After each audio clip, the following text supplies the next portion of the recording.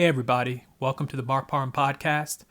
I want to talk about legacy media and social media. And, as people growing up in America, you're always taught to, trust the news and, people like Anderson Cooper and all of these quote unquote, professional journalists and all this other stuff. And the crazy thing that is happening in 2024, and it's been happening in my opinion, for at least a decade, is that you're getting better coverage of a lot of these issues on social media. And what I mean by that is, with the situation that happened in Colorado, where people were talking about the, slumlord, that owns, or the business or the company that owns those apartments in Aurora, Colorado, that's letting in all these illegal immigrants live there. I'm seeing so many different situations where people on the ground with a simple iPhone or Android phone are able to put out and cover news stories better than news organizations that have millions of dollars and, people that have went to, Columbia University or NYU and have degrees in journalism. I mean, I find it amazing, but, we're in this new era of, what do they call them, citizen journalists. And I think they're doing a much better job of covering the border, of actually showing what's going on in local communities and cities and towns. It's amazing what's happening because, so many times you're always taught to, oh, well, every time there's breaking news that's happening, let me go and look at what's going on and, happening on CNN or MSNBC. And a lot of the times they're not even reporting the news. They're reporting, stuff from their point of view.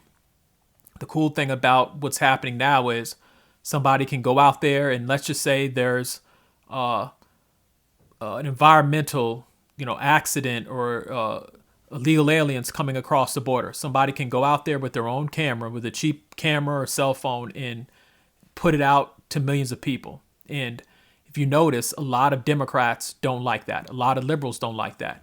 They don't like people being able to push back on certain narratives. I mean, I remember when people were, saying certain things about Trump when it came to illegal immigration. People said, oh, Trump is being a racist and he's, he's sitting up and, saying that people are crossing the border and he's over exaggerating. I remember when Trump was running, everybody was acting like that was some make believe type of thing. That was some made up thing. And come to find out, millions of people have been crossing the border under Joe Biden and Kamala Harris. And a lot of the stuff that Trump said was correct. Trump talked about, oh, well, they're bringing over criminals. Well, let's fast forward. Look what's happening in places like Colorado. Look what's happening in New York City. Look what's happening in Los Angeles. And so a lot of things are being exposed. Trump was correct about a lot of things. And in 2016, they tried to act like he was the Adolf Hitler. And come to find out, the media was lying to us the whole time. And so I'm happy to see people waking up. And if you're a person and there's a news story in your area, grab a cell phone camera and go out there and hit record. Don't wait till CNN gets there, MSNBC, because they're going to spin and tell a bunch of lies anyway, if it doesn't fit certain narratives. And so there's something that, you're anxious to talk about or you're concerned about, all you have to do is grab your cell phone camera, hit record, upload it, and millions of people will see it. And I think that Elon Musk buying X was one of the best things to happen in a long time as far as journalism and media.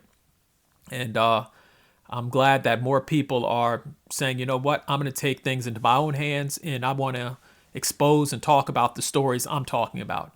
And so I think it's a very interesting time we're living in, but I would just say that I've gotten better news in, people that are actually exposing stuff.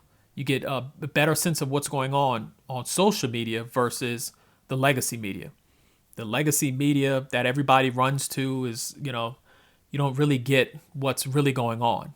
And anybody that looks at what's going on social media in places like X and sees the videos of illegal immigrants, crossing the border and just doing whatever they want, I don't see how anybody could say, you know what, I'm seeing all this and I can vote for Kamala Harris. I think a lot of Kamala Harris voters are people that rely on MSNBC and CNN for their news, because there's no way you can go on a place like Twitter, X now, but there's no way you can go on social media and actually see what's going on.